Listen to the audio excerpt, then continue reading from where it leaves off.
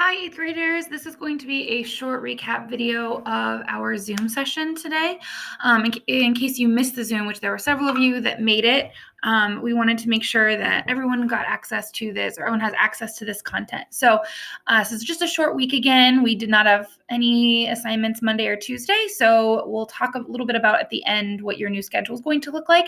But for today, we are switching gears. We are talking about primary versus secondary documents today and what it means to record in the journal entry genre. And so that's going to be our big focus for right now. So I'm going to skip ahead to this document. If you were in the Zoom, Mr. Dickinson talked about the difference between primary and secondary sources. We had students comment, and many of them talked about how documentaries, photos, pictures, letters, journal document or journal entries, diaries, all of those things are primary sources if it's written by the person or a person that experienced the event, right? We talk a lot about nonfiction and how we don't define it as truth, we define it as real life experience of real life events, and that's exactly what a primary source is. So you all right now are potentially primary sources for what's happening in our world today. You can go out and look at the world around you, or sit at your kitchen table or on your couch or in your room and record what it is that's happening. And a lot of students were frustrated and they're like, it's really boring. Like I'm doing the same thing every day. But you can find interesting things in that boring, mundane life. I get it. I am bored too. I am trying to find new things to do every day. And sometimes it's just overwhelming with how frustrating this whole experience is. So we get that. But we're trying to see if we can use this experience and learn something.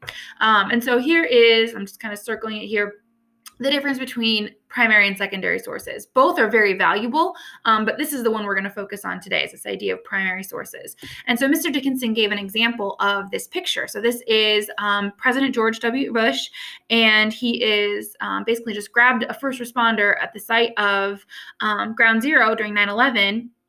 Right after 9/11 happened, the Twin Towers fell, and we can make a lot of assumptions. This is a primary document. It's a real life experience. It's a snapshot of that moment, and we can make a lot of guesses as to what these people are feeling.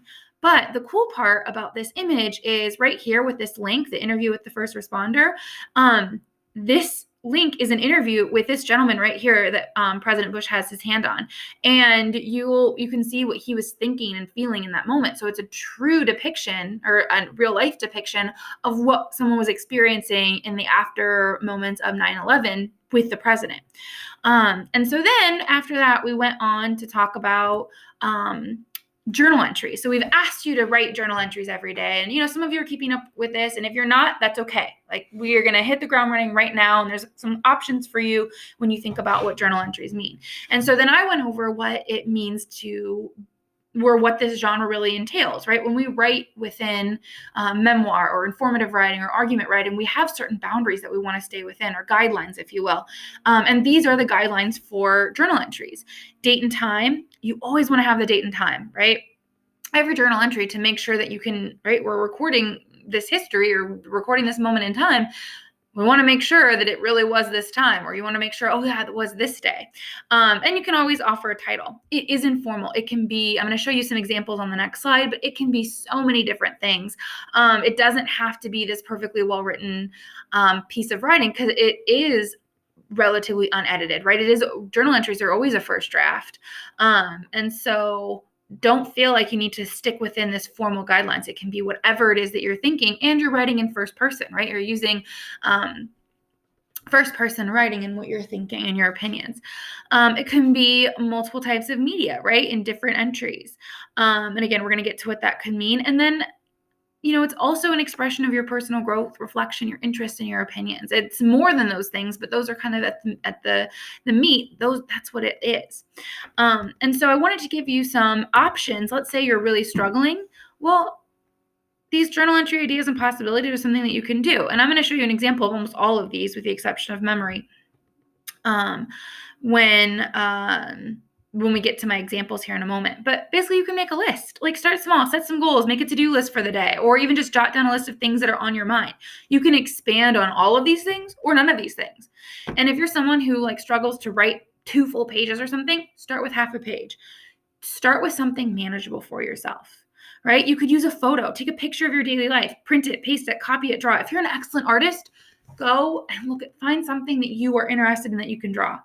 And then write about why this moment was worth capturing, right? We saw in this example up here from Mr. Dickinson, this was a picture and it was worth capturing, right? But it doesn't have to be these big momentous occasions. It could be a picture of your empty pantry or the fridge that you wish was filled with different things, right? Or it could be the empty cabinet where you normally keep your toilet paper because we're out of it. Right? And so you can take a photo, and I'm not able to print right now because my printer is not working. So I'm just going to leave space in my journal entry, which you're going to see in a moment, where I would put a picture when I can.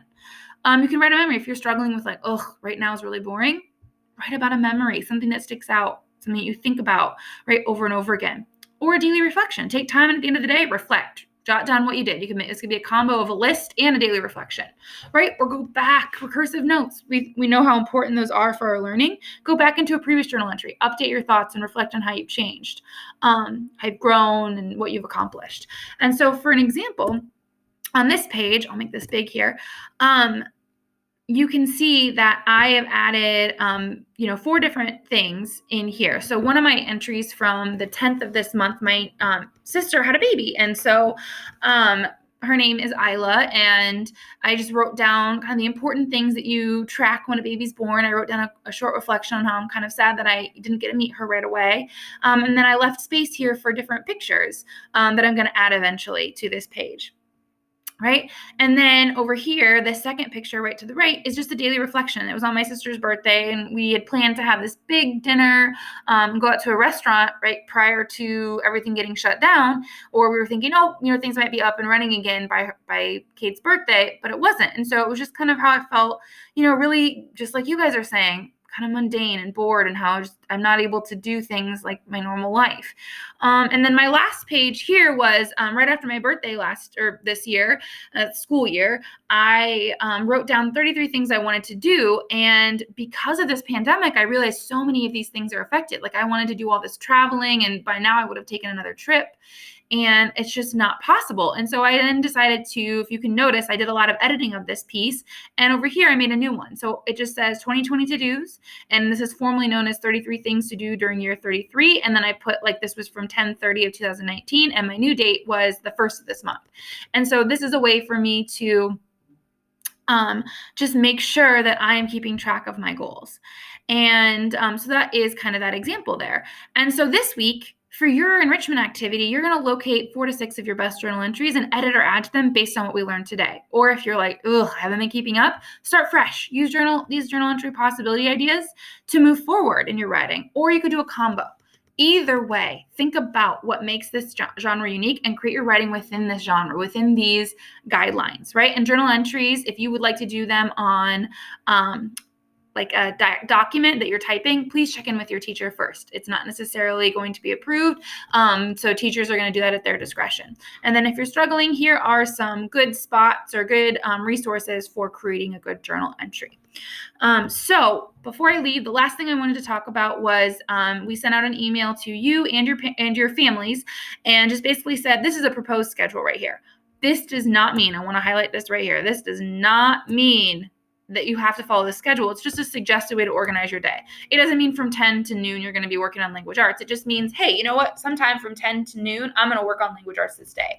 And if your teachers are going to schedule Zooms, they're going to be within these allotted times. And so that is why we've created this schedule as an option for you. If you already have something that works, don't worry about it and keep moving forward, but do watch for Zooms. We'll always have our Zooms somewhere from 10 to noon on Mondays and Wednesdays. And then if we decide to have one on Fridays, it'll be from 10 to 11. So if you have any questions about today's assignments or enrichment activities, please let one of your teachers know. Email us. We are always happy to help. Hope you all have a wonderful rest of your week.